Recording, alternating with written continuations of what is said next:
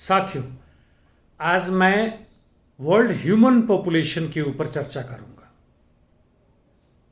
मानव विश्व जनसंख्या, हम कहाँ से आ रहे हैं, कहाँ हैं, कहाँ जा रहे हैं, कुछ आंकड़ों के साथ विश्लेषण भी दूंगा अपना। तो आइए शुरुआत करता हूं आंकड़ों से। अभी हम लोग 7.9 बिलियन यानी तकरीबन 8 बिलियन मान लें, या भारतीय भाषा में 8 खरब की आबादी है पृथ्वी पर हमारी। और इसमें हर रोज तकरीबन 2.7 लाख या 217,000 लोग पैदा होते हैं और 91,000 मर जाते हैं। यानी जो आबादी बढ़ रही है उसमें हर रोज 125,000 लोग होते हैं। और इसके हिसाब से इस साल 4 से 4.25 लाख तक हमारी संख्या हर साल बढ़ती है। मुख्य आबादी देशों के हिसाब से देखें तो चीन में है 145 करोड़, भारत में 139, उसके बाद से अमेरिका, इंडोनेशिया, पाकिस्तान और बहुत सारे देश हैं, बांग्लादेश, रसिया, मेक्सिको, जापान, जिन सब की आबादी 1 करोड़ से ऊपर है। वह करीब 10 से 12 देशों में बढ़ जाता है। उसके बाद से बाकी देश है छोटे छोटे आबादी वाले। आइए हम इतिहास में चलते हैं। 8000 BC बिफोर क्राइस्ट, यानी जब से हमने तारीख की गिनती शुरू की है, उस समय खेती की शुरुआत हुई थी। यानी भोजन का उत्पादन हमने कॉन्शियसली शुरू किया था, एक प्लान के तहत किया था। हम लोग खाना बदोश आबादी के बजाय, एक घुमक्कड़ की बजाय हम खास जगह पर बसे थे, हमारे पूर्वज। और उस समय हमारी आबादी 5 मिलियन यानी तकरीबन 50 लाख होता था। कोई देश नहीं था, कोई जाति नहीं थी, कोई धर्म नहीं था। और 1 AD तक आते आते यह बढ़कर 200 मिलियन यानी 20 करोड़ हो गया। कुछ दूसरे आंकड़े कहते हैं कि नहीं, वह 30 से 60 करोड़ थे। जो भी थे, यह आबादी उस समय कितनी ही थी, लेकिन बढ़ी और काफ़ी तेजी से बढ़ी इन 8000 वर्षों में। कारण था कि भोजन का उत्पादन एक तरीके से बढ़ गया, हमारी उत्पादन शक्ति भी बढ़ी, क्षमता भी बढ़ी। भोजन के साथ साथ जो हमने मवेशियों को भी पालना शुरू किया था और हंटिंग जो हम करते थे वह भी कुछ नए तरीके से शुरू हुआ। एक फूड गैदरर से फूड क्रिएटर में हम बन गए। उस समय की जो आबादी वृद्धि का दर था 0.05% प्रति वर्ष था। उसके बाद हम सीधे जंप करते हैं जब इंडस्ट्रियल रिवॉल्यूशन हुआ 1760 से लेकर 1840 तक, और उसके बाद से हमारी आबादी तेजी से बढ़ी है। 1800 में, सन 1800 में यह 1 बिलियन यानी 1 खरब 100 करोड़ हो गया। यानी केवल भोजन ही नहीं, मीन्स ऑफ सब्सिस्टेंस, जीने के जो मूलभूत आधार थे, जिसमें कपड़ा, मकान, दवाइयाँ, ये सब कुछ आने लगे। हमारी लॉन्गिविटी बढ़ने लगी। उस वर्ष तक तकरीबन एक इंसान 30 वर्ष जीता था, और यह 19 से 20वीं शताब्दी तक आते आते तक, मैं पूरे वर्ल्ड एवरेज की बात बोल रहा हूँ, बराबर नहीं है। आप अमेरिका या उस समय USSR में चले जाएं तो 80-85 वर्ष था, और हमारा भारत स्वतंत्र हुआ तो तकरीबन 35 वर्ष या उससे भी कम था। तो वैश्विक स्तर पर देखें तो आज यह 60 से 70 वर्ष से भी अधिक हो चुका है। यानी हर तरह से आबादी बढ़ने लगी है, बढ़ने का आधार मिला है। ऐसा नहीं कि आबादी बढ़ गई और हम पीछे से वो आधार ढूंढ रहे हैं। 1930 यानी 130 वर्षों के बाद दुगुना होके 2 खरब, 30 वर्षों के बाद यानी 1960 में 3 अरब, 1945 में 4, 1987 में 5। यह छलांग देखिए। जैसे जैसे विज्ञान बढ़ा है, तकनीकी बढ़ा है, हमारे उत्पादन की क्षमता बढ़ी है, वैसे वैसे आबादी में भी दिन दुगुना रात चौगुना हुआ है। एक अंदाजा ऐसे लगाएं कि 1970 में 4 खरब था और जो कि आज 50 वर्षों बाद 8 खरब हो गया, दुगुना आबादी बढ़ गई। और यदि यही रेट रहा आबादी बढ़ने का, जो तकरीबन 1% है, 200 वर्ष लग जाएंगे इससे दुगुना होने में। ध्यान रखें, अंडरलाइन जो फैक्ट है वह यह है कि आबादी बढ़ने का दर यही रहा जो आज है। वैसे आबादी बढ़ने की दर की बात कर रहे हैं तो 2017 हाल फिलहाल में शुरुआती दौर में बता चुका हूं, 2017 में 1.12% प्रतिवर्ष था, 18 में घटकर 1.1, 2019 में 1.08, 2020 में 1.05 और अभी एक अनुमान के हिसाब से 2021 में 1% रह गई है। यानी इस दर से आबादी बढ़ा तो तकरीबन 8 करोड़ प्रति वर्ष पूरे विश्व की आबादी बढ़ती है। मैक्सिमम ग्रोथ रेट 1960 में था 2%, जो अब घट के 1% हो गया। इस टेपरिंग को देखने की जरूरत है। यह जो घटता हुआ दर जो है वह तेजी से घट रहा है। 60 वर्षों में आधा हो गया, आगे कैसे होगा नहीं पता। इसलिए यह जो अनुमान कई एनजीओज ने, यहाँ तक कि यूएन के जो पार्ट हैं इसके जो बनते, उन्होंने भी किया है, इस हिसाब से रफ्तार बढ़ता रहा तो 2025 में 8.18 खरब, 30 में 8.5 और 2050 में 9.73 और 2057 में 10 खरब हो जाएगा। लेकिन इसकी संभावना मुझे नहीं लगती है, क्योंकि यह जो टेपरिंग जो हो रहा है, जो पतला हो रहा है, घटता जा रहा है, शून्य की तरफ बढ़ रहा है, शून्य से आगे भी बढ़ेगा, यानी यह ऋणात्मक हो सकता है। इसकी चर्चा तकरीबन नहीं की गई है। तो आइए हम एरिया से भी कुछ देख लें और धर्म के आधार पर भी देख लें। एरिया में देखेंगे तो एशिया सबसे बड़ा है 4.6 अरब, अफ्रीका 1.4 और बाकी सब इसी तरह से घटते हैं। सबसे कम ओशिनिया यानी ऑस्ट्रेलिया, न्यूजीलैंड जैसे देशों को मिला लें तो 42 मिलियन यानी 4 करोड़ से कुछ अधिक। धर्म के आधार पर जाए जो कि 2010 का आंकड़ा है, इसके बाद का आंकड़ा नहीं मिला, जबकि आबादी तकरीबन 6.9 या 7 बिलियन या 7 खरब का है। तो क्रिश्चियन 2.17 खरब यानी 31%, मुस्लिम 1.59 खरब यानी 23%। उसके बाद से आते हैं एथेइस्ट यानी नास्तिक, यह 1.12 खरब। मुझे इसमें संदेह है, लेकिन उनका डाटा आंकड़ा ही कहता है, जो 16% है इस दुनिया में। इसमें वैसे भी लोग हैं जो कि अनएफिलिएटेड है, जैसे अमेरिका में इनकी आबादी सबसे अधिक है 20%। उन्होंने कहा जो भी है आपको इससे लेना देना नहीं है, आप अपना जनगणना करें, हमें उसमें ना गिने। तो यह दूसरे में आ जाते हैं। हिंदू 1% है, बुद्धिस्ट 7% है, काफ़ी ज़्यादा हैं, खासकर चीन के कारण। उसके बाद से बाकी सारे हैं, सिख, ज्यूज जितने भी हैं वो सारे के सारे हैं। इस पे मैं कुछ और बात करूंगा। धर्म के आधार पर जो घृणा फैलाई जाती है या भय पैदा किए, तो इसमें मैं आऊँगा अंत में। लेकिन एक डेटा आपको और बताऊं, इंटरेस्टिंग है कि पूरे विश्व में जब से हम इंसान जैसे चीज़ों की कल्पना कर रहे हैं या ऐतिहासिक कुछ सच्चाई मिली है, हम कितने, यह 50,000 बिफोर क्राइस्ट से इसकी गणना करते हैं, जब हमारे पूर्वज एक सही सलामत होमोसिपियन कहे जा सकते हैं। प्री होमोसिपियन की बात नहीं कहते हैं, जिसे लोग बंदर कह के खारिज करते हैं। कई सारे मूर्ख होते हैं जो इन्हें खारिज करते हैं, उनकी बात नहीं कर रहा हूँ। जो कि 700,000 यानी 7 लाख वर्ष बिफोर क्राइस्ट जो थे, उनकी चर्चा नहीं कर रहा हूँ। तो वो हम 106 बिलियन 106 करोड़ की आबादी आज तक पृथ्वी पर हम लोग रह चुके हैं, पूर्वजों को मिला ले तो। चलिए, माल्थस का नाम आपने जरूर सुना होगा। माल्थुसियन थ्योरी इन्होंने दिया था, इन्हीं के नाम पर थ्योरी है और काफ़ी हंगामा हुआ था। ब्रिटिश इकोनॉमिस्ट हैं। 1798 में इन्होंने अपना आर्टिकल पेश किया था, an essay on the principles of population. और इनका कहना था कि पॉपुलेशन यानी आबादी जो है वह जियोमेट्रिक प्रोग्रेशन के हिसाब से बढ़ रहा है, गुणात्मक बढ़ रहा है। जैसे 1, 2, 4, 8, 16, 32 ऐसे बढ़ रहा है।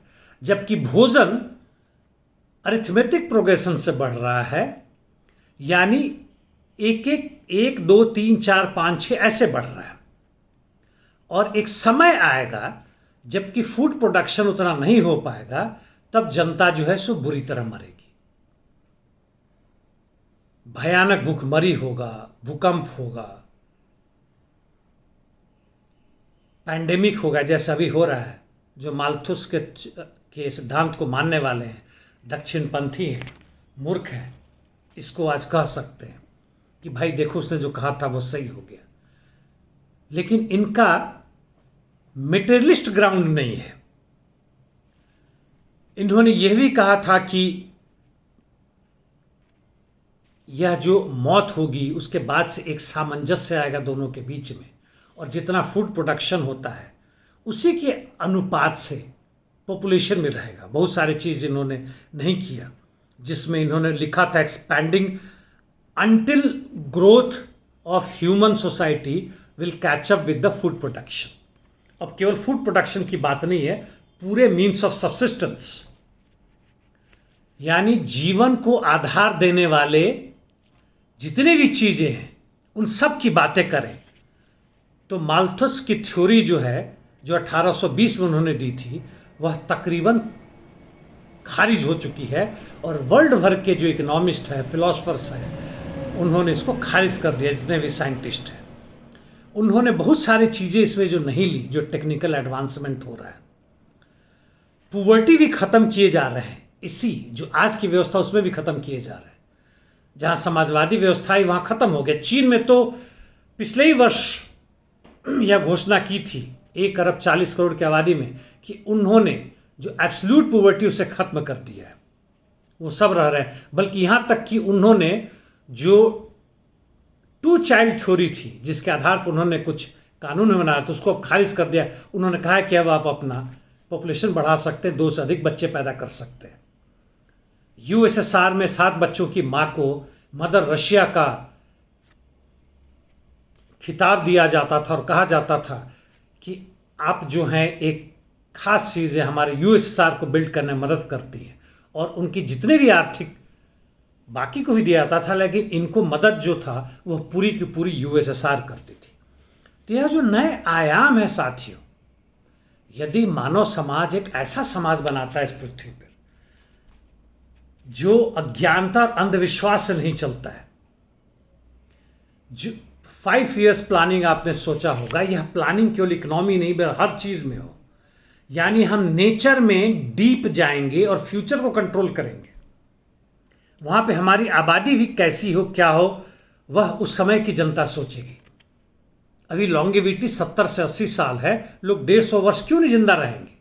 और 90 साल तक होते होते बिल्कुल ख़त्म हो जाएंगे, चलने के नहीं रहेंगे, झुक जाएंगे, सब गाल सिकुड़ जाएंगे, दांतें गायब हो जाएंगी, चश्मा नहीं पहनना पड़ेगा।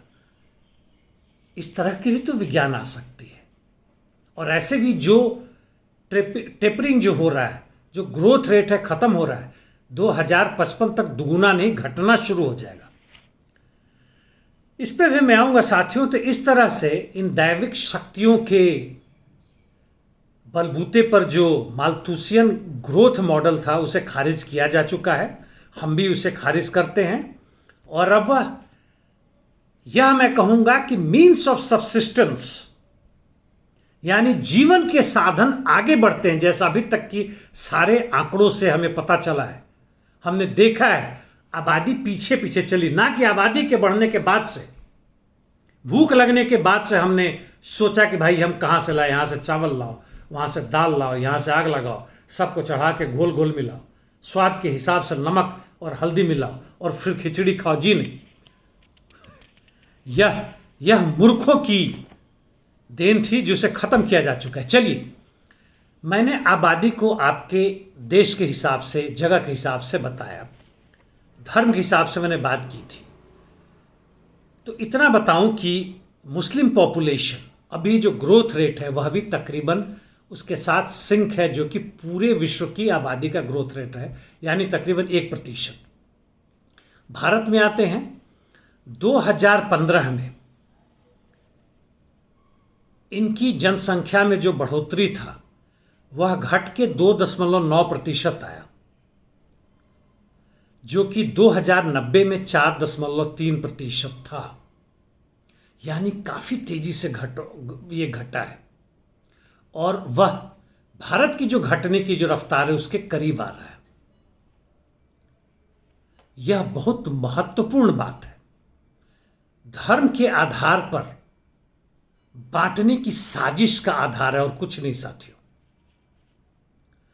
और इंडिया का जो हिंदू पॉपुलेशन है वह 3.1% 2001 से 11 में जो घट के आया है, जिसकी मैंने चर्चा की, जो घटा है, जो उसकी बढ़ने की जो रफ्तार थी उसमें से 3% से ज़्यादा घटा है।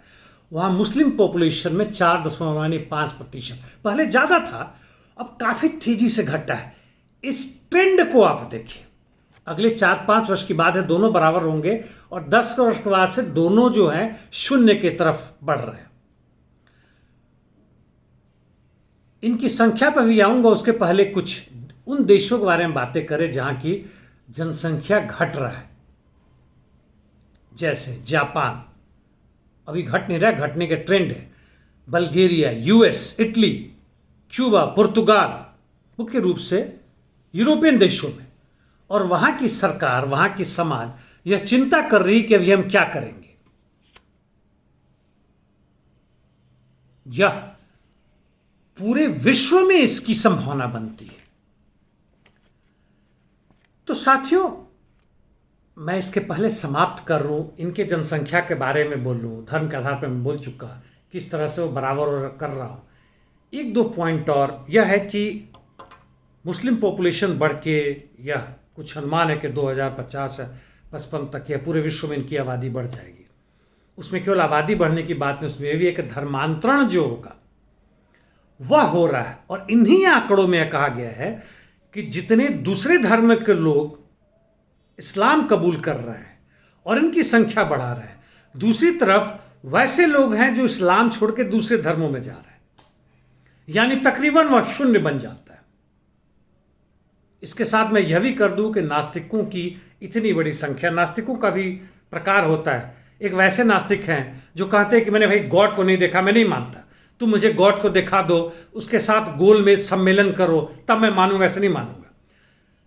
वह भी मूर्ख है। नास्तिकता का आधार बहुत व्यापक है, वैज्ञानिक आधार है उसका, उसको आप पढ़ें, जानें। ऐसे नास्तिक बनने का कोई मतलब नहीं है। लेकिन नास्तिकों के जो बच्चे पैदा होते हैं वो नास्तिक बने, ऐसा कुछ नहीं होता है। जो एक खास धर्म के लोग हैं उनके बच्चे पैदा होते हैं, स्वभावतः अधिकांशतः उसी धर्म को वो अपनाते हैं, बड़े होकर भले ही बदल लें। एक तो ये बात। और दूसरी बात जो मैं अंत करने जा रहा हूं, दूसरी बात कि नास्तिकता वैज्ञानिक आधार पर सही है, तो आप इन धर्मों से क्यों परेशान हो रहे हैं कि कौन किसको छा रहा है, क्या कर रहा है। जब नास्तिक छा जाएंगे, जब पूरे विश्व में इस तरह की समाज बनेगी, जब हम आपस में लड़ाई नहीं लड़ेंगे और नास्तिक ही छा जाएंगे, तो कोई भी धर्म वाला आगे नहीं होगा तो कुछ समय तक के लिए बहुत ही अल्पमत में होंगे। नास्तिकों के खिलाफ ये युद्ध नहीं कर सकते, क्योंकि वह आगे आने वाले, आगे दुनिया का वह स्वरूप है। और एक चीज़ यह भी बताऊं कि सरप्लस पॉपुलेशन जो आज दिख रहा है, जो बेरोजगार हैं, भूखे हैं, नंगे हैं, पूरे विश्व भर में 70 से 80%, खासकर वैसे देशों में जो पूर्ण रूप से विकसित नहीं हो पाए हैं, और वैसे भी अमेरिका, इंग्लैंड में भी है, जिनको भोजन तो छोड़ दे, कपड़ा, आवास और घर तक भी मुहैया नहीं हो रहा है, और कोई रोजगार नहीं, यानी इंसान के लायक नहीं रह गए, उनकी संख्या जो बढ़ रही है, वो ऐसा क्यों हुआ है? इसके बावजूद कि हमारे विश्व में इतना भोजन का भंडारण, इतने कपड़े हैं, इतने स्मार्ट सिटी जो घोस्ट बन चुके हैं, इतने घर हैं कि इन सबको उसमें लाया जा सकता है। युद्ध की तैयारी के लिए जो पैसे हमने अलग से लगा रखे हैं, और युद्ध के सामान को खरीद बेच में जो हम मुनाफा कमाते हैं, उसको हम खारिज कर दें, पूरा विश्व एक समाज, एक परिवार बन जाए, वसुधैव कुटुंबकम हो, तो ये सारी चीजें खत्म हो जाएंगी। और ये इसलिए यह सरप्लस पॉपुलेशन है चूंकि इनको उत्पादन के हर क्षेत्र से तकरीबन बाहर निकाल दिया गया, खारिज कर दिए गए। यह फ्लोटिंग पॉपुलेशन है। कारण, क्योंकि उत्पादन अभी भी पूरे विश्व भर में 60 से 70% जो हमारी क्षमता उसके हिसाब से हो रहा है। कारण, क्योंकि वो बिक नहीं रहा। कारण कि हम बेरोजगार हैं, महंगाई बढ़ रही, हम खरीद नहीं सकते। विशेष सर्किल जिसे कहते हैं।